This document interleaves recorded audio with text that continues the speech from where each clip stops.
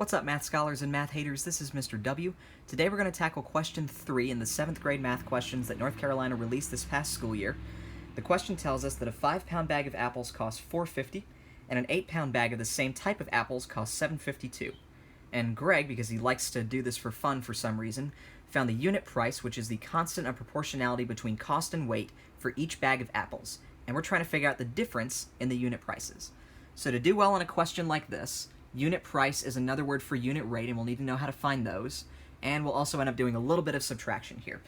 I want to start by taking all of this and kind of ignoring it. Not completely. But I do want to look at our answer choices and see that they are all written in the same way. 4 cents per pound, 12 cents per pound, 16 cents per pound, 21 cents per pound. So what that tells me is that it's always money per pound in the form that our answer choices are.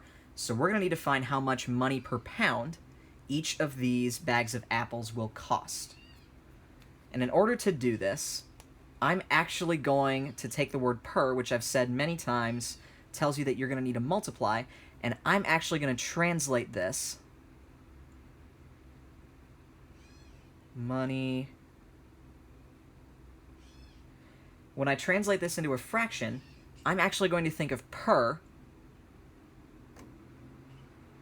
as my fraction word, the word that tells me that I'm going to have to write a fraction or do some division where I divide how much money I'm spending by how many pounds of apples there are in each example. So, let's go through the examples. I will start with my 5-pound bag of apples that costs $4.50. So that means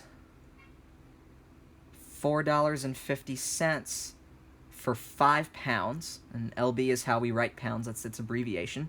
I can treat this like a division problem and say that this is the same thing as 450 divided by 5 if I'm just looking at the number of cents that are here. And I got rid of my decimal just so that it wouldn't bother me while I was trying to do this math here. But anyway, I'm going to start by comparing my outside number, my divisor 5, to the first digit of my inside number. And I'm going to see how many times 5 can fit into 4 hundreds. Now I can't split those 4 hundreds up evenly if I just think of them as hundreds. I'm going to put a little dot here to remind myself that I tried comparing 5 to 4 hundreds, and then move on and compare 5 to 45 tens. Now how many times does 5 go into 45? How many ways are there to split 45 tens? There's actually 9. And I subtract 5 times 9 from this, which is 45.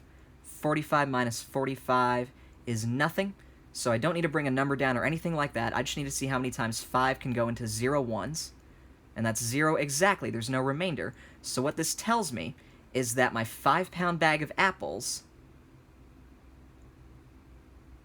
was 90 cents per pound. I'll come back to this information later, but right now I want to do the same process with my 8-pound bag of apples, which costs $7.52. That's $7.52 for 8 pounds. I turn this into a division problem.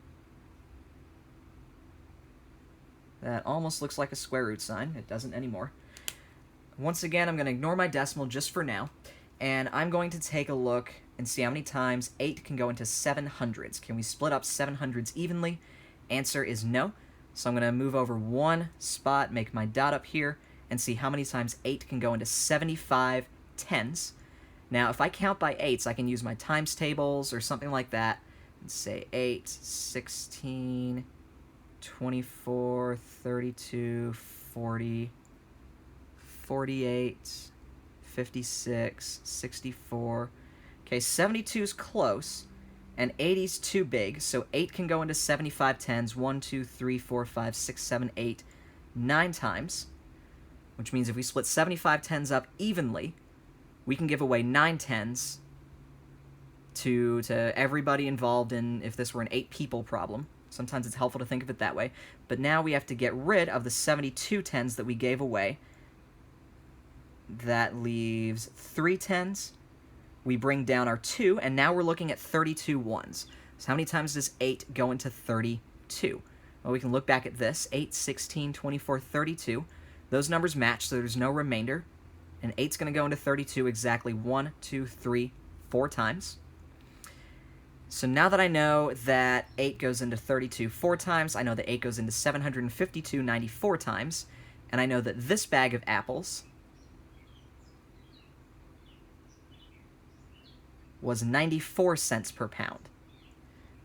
Now it's at this point that we need to find our difference, and difference tells us that we're going to subtract. I will do my bigger number minus my smaller number, 94 minus 90.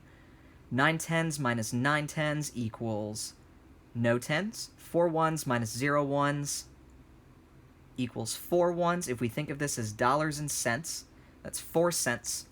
I look at my answer choices, and choice A is the best match for this. The difference in unit price per pound, of our 2 bags of apples was 4 cents.